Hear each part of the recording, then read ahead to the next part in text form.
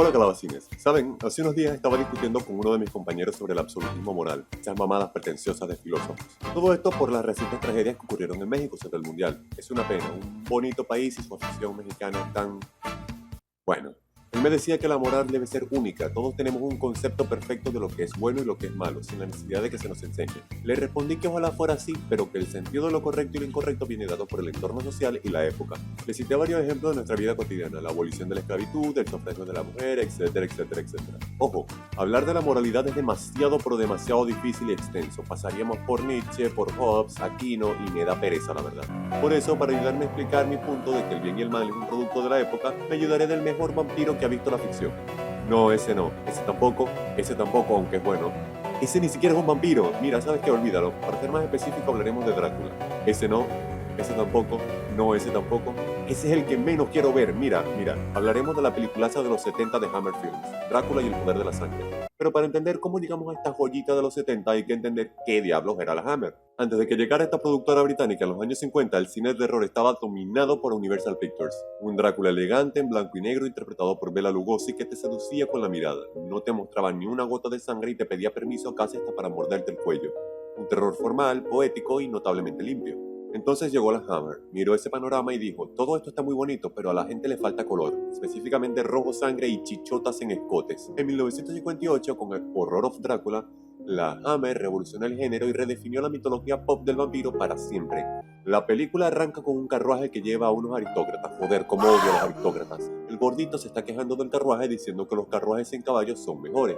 Hermano, espérate, si te refieres a los automóviles, ¿crees que esta gente no tiene para comprarse uno? Por supuesto que podrían comprarse uno. Que los pudieran conducir sería otra cosa. Total que el gordito insulta al fan de Undertale y lo arroja al carruaje. El tipo va, recoge sus cosas y camina medio tambaleante por el bosque oscuro. Camina hasta que escucha un grito y allí empieza a correr. Hasta que, sorpresa, sorpresa, se cae y ve a nada más y a nada menos que a Drácula interpretado por Christopher Papacito Lee. Fue apuñalado con una cruz. La escena me recuerda a la parte en la que el señor Burns le pide a Homero antes de morir por una estaca. ¡Uy! ¡Está despedido! Por cierto, habrán un par de referencias más a los Simpsons. Allí está el pobre diablo, temblando en el suelo mirando el cadáver de Christopher Lee clavado en ese cruz gigante.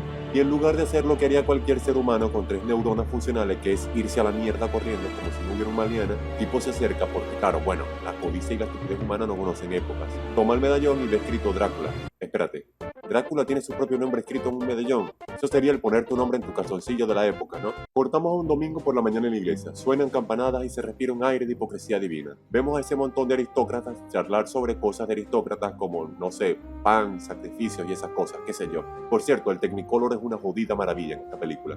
Conocemos a Alice, una chica medio mojigata a quien castigan por andar coqueteando con un chico en la iglesia, Paul, interpretado por Anthony Higgins. A la chica la llaman ramera y otros insultos de la época. A la mierda, ¿qué casoplón tiene? Su padre, el que la castigó, William Harwood, tipo con bastante plata aparentemente.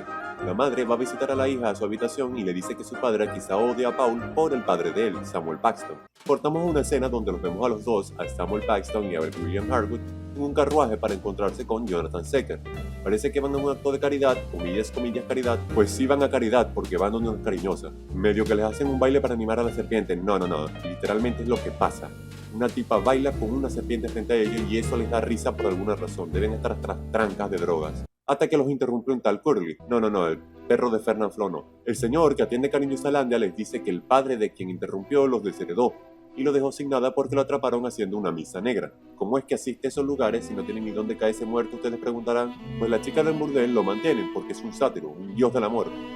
Ven acá, que vas a tener el placer de conocer un verdadero sátiro, un dios del amor. El mismo dependiente del local dice que es un poseso por el chamuco, o eso cree debido a la suerte que tiene. Total que Harwood lo invita a cenar y se van a un super restaurante. Cortamos una escena donde Alice vuelve a hablar con su madre y su madre le dice que siente pena por ella. No llega a decirlo, pero todos aquí sabemos por qué. Porque su hija está siendo reprimida de cosas tan simples y necesarias por el tirano de su padre. Escenas atrás, la misma Alice confrontó a la madre diciéndole que lo que su padre hizo con su madre no le pasará a ella. Es terrible el drama familiar, súper digno de La Rosa de Guadalupe. Volvemos a la escena del restaurante donde Curly resume perfectamente lo que han estado hablando mientras nosotros no estábamos. Los 3 tipos crearon una sociedad secreta para hacer cosas cuestionables mientras mantienen la fachada de tipos buena onda. Pues verá, no sé si yo lo expresaría así. Y una vez han probado todo cuanto su escasa imaginación les ha sugerido, el aburrimiento ha hecho presa en ustedes. Les dije, siempre son aristócratas. o calvos, o ambas. Básicamente es la moral tradicional cristiana actual. Entonces, como ya han experimentado todo y se aburren, quieren experiencias nuevas y sin más fuertes. Hermano, espérate, no me mientan. Literalmente se estaban partiendo el culo de risa con una tipa y una serpiente. Aburridos no pueden estar si se divierten con algo tan tonto.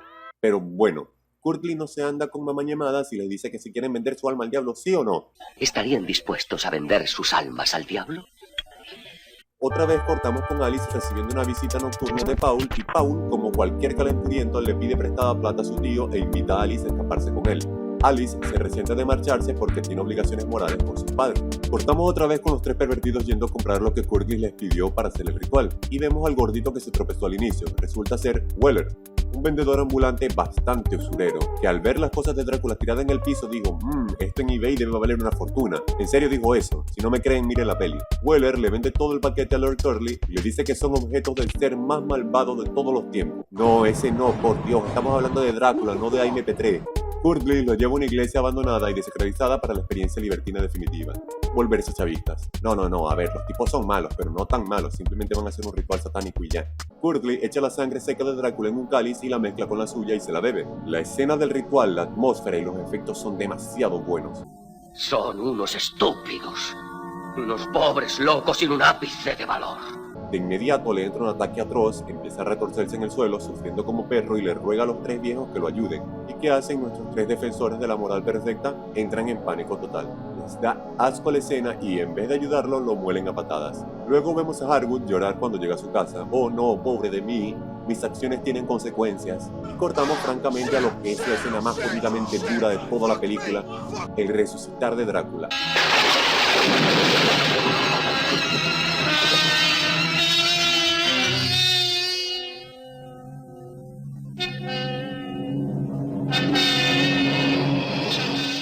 Anda re molesto, imagínate, le mataron al servidor.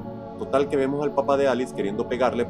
Si mi compa, el del absolutismo moral, estuviera viendo esto, que lo estará, lo sé, me diría algo como, a ver, la película muestra una clara violación de imperativos morales universales.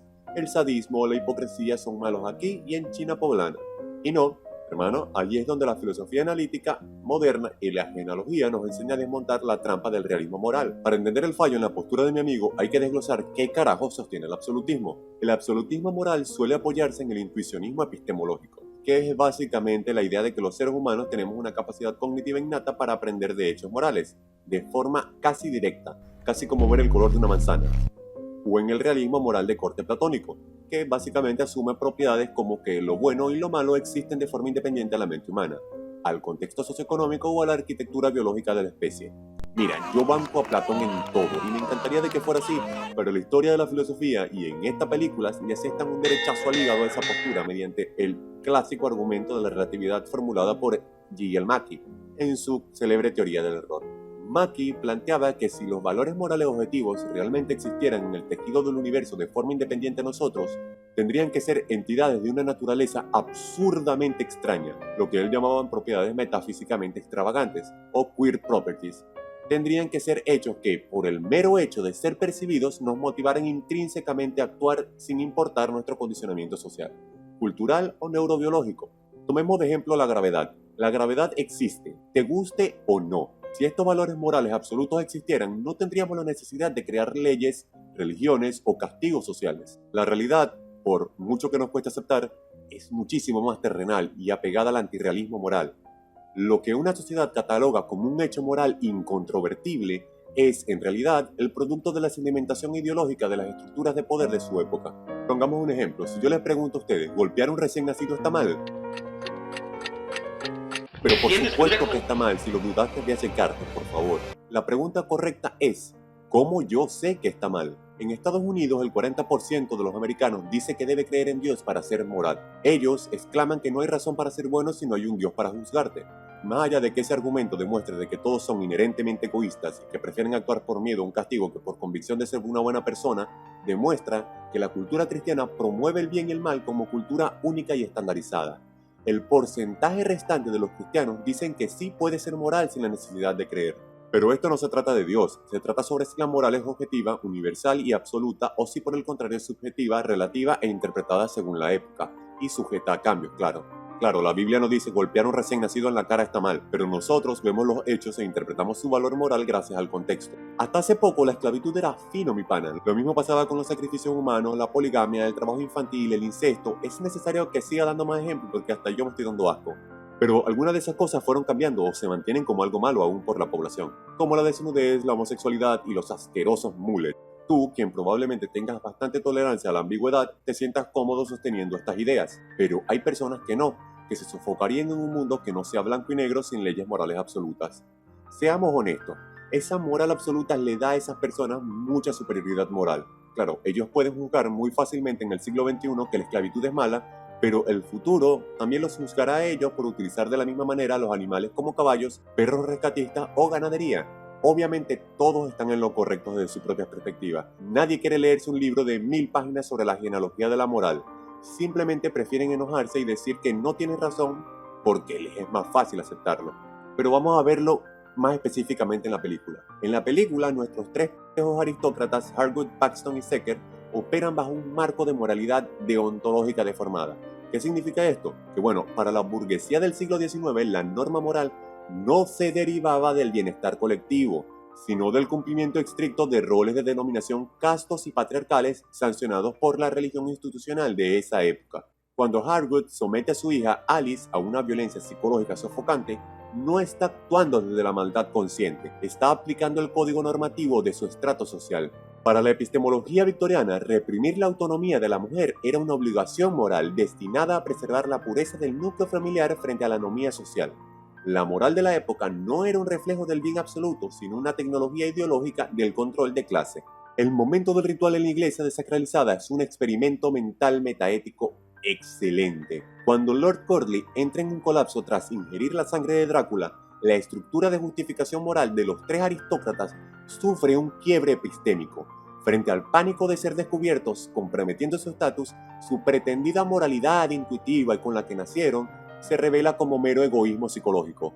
Para evitar las consecuencias sociales y legales, recurren a la violencia letal y ejecutan a Corte. Aquí se evidencia que sus convicciones no eran principios categóricos kantianos, sino mera conducta estratégica guiada por la preservación de su hegemonía social. Desde una perspectiva filosófica más cercana a nuestra época, como la microfísica del poder de este pelón, el mal en esta película no es la sustancia metafísica que Drácula trae consigo. Drácula actúa como un catalizador ontológico que expone las líneas de fractura de la represión que sufría en la juventud.